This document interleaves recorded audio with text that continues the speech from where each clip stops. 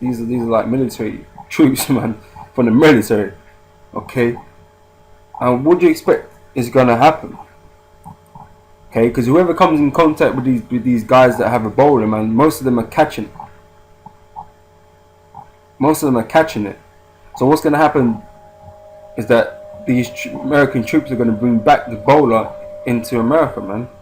Okay, same with these other nations that have put in their aid workers, sent their aid workers into West Africa to fight the Ebola. Okay, they're gonna come back and they're gonna bring the disease with them. Okay, and that's where you're gonna get the spread. Okay, it's already started happening. Okay, albeit a few cases, but the more people that go there to combat it, the more likely it is to come back into these other nations, man. Okay, so expect it to turn up in a town near you, man. I was reasoning with the brothers. If it got into England, if it got into London, it wouldn't take very long for it to spread throughout the whole country, because London is like the hub. Because it's not as big as America. London is like the hub, and it connects to everywhere pretty much in England. Everybody travels into London from outside of London and other counties. Okay, through the public transport system.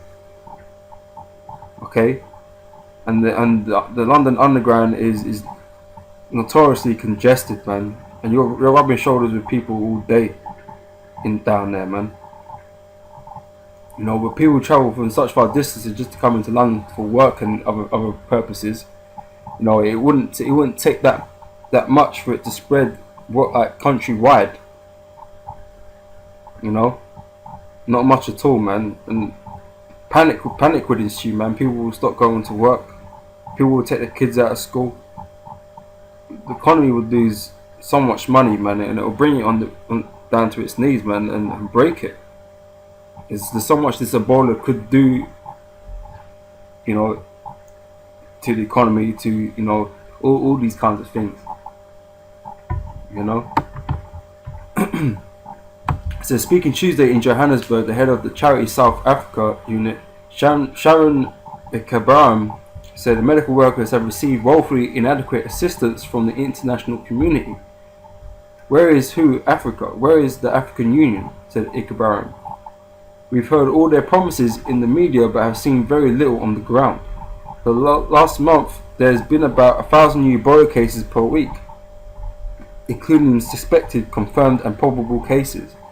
Alwood said the UN agency was aiming to get 70% of Ebola cases isolated and 70% of victims safely buried by December to reverse the outbreak. Okay, so this is going to go on for quite some time yet. Okay, and the fear is that it could get even worse, which it could do. It's likely to. Sierra Leone, Guinea and Liberia have been the hardest hit nations in the current epidemic, and Alwood said WHO was very concerned about the spread of Ebola in their capital cities, Freetown, Conakry and Monrovia, where people move freely across borders. While some regions have seen the number of Ebola cases stabilize or fall, Alwood said that doesn't mean they will get down to zero. He said WHO was still focused on trying to treat Ebola patients despite West Africa's often broken healthcare systems. It will probably be horrifically unethical to say that we're just going to isolate people, he said, knowing that new strategies like handing out protective equipment to families and setting up very basic clinics without much treatment was a priority. Alwood said there was no evidence that any countries were hiding Ebola cases, but said countries bordering the affected area, including Ivory Coast, Mali and Guinea-Bissau, were at high risk of importing the disease. This is not a virus that is easy to suppress or hide, he said, knowing that Ebola has not spread very much internationally. I don't expect this virus to just go anywhere. There is exit screening in place and sick people won't be moving. And screening is just something that England here in the UK have started to do with the screenings in Gatwick Airport. Okay, I believe they're coming online today or tomorrow, and for two different gates at Gatwick. Okay, but that's not really gonna do any good, because just because you got a fever don't mean you got Ebola, man. It's gonna cause jams, major jams at the airport, and some people that just got flu, they'll come up, okay, and people with Ebola will get through, because like I said, it's not really distinguishable in the early stages whether you got flu or Ebola, or even just a cold. You know, so people will slip through the net that have been traveling from Africa to England and so on and so forth. Because really what they should have done was close the borders, but obviously, of course, the elite don't want that. The elites want that fish to slip through.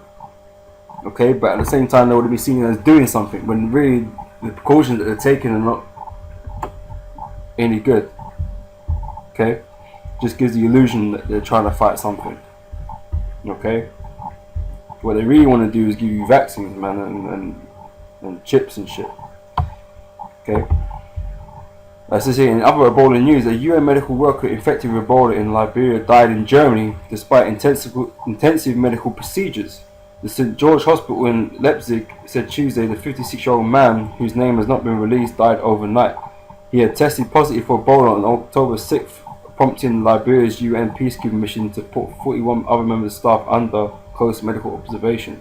In Dallas, a US nurse who caught Ebola while treating a Liberian patient received a plasma transfusion donated by a doctor who beat the virus. Nina Pham, a 26-year-old nurse, was among 70 staff members at Texas Health Presbyterian Hospital who cared for Ebola victim Thomas Eric Duncan. According to medical records,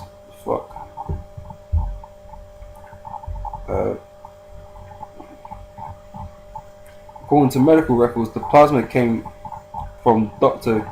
Kent Brantley, the first American to return to the US from Liberia to be treated for Ebola. Brantley received an experimental treatment and fought off the virus.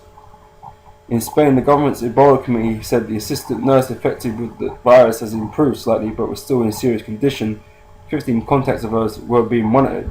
I believe she was given the all clear, if you remember correctly. Starting Thursday, customers and health officials at airports in Washington, Chicago, Atlanta, and New York plan to take the temperature of passengers arriving from 3 West African countries. Okay, like I said, they do this in the States, and they've just started doing it here in the UK. But taking people's temperatures don't tell you whether or not that you've got Ebola or not, because that is also a flu symptom, and rarely, but which is possible, also a cold symptom. Okay, so it won't denote whether that person's got Ebola or not. And they might not even have a temperature. That's just a symptom. So they could pass through having Ebola and not show the symptom of having the fever as of that time. You know, so it's obviously there's lots of holes in their methods to contain the Ebola virus, showing you really they're not really interested in containing it, because that would not be the precaution you would take to contain a situation. Okay, you would close your borders, stop flights between those countries, but that is not what they are doing. Okay, we'll see how this progresses, brothers. You know, just keep an eye out. Okay, and with that, brothers, I'm gonna say shalom, and catch you brothers on the next video.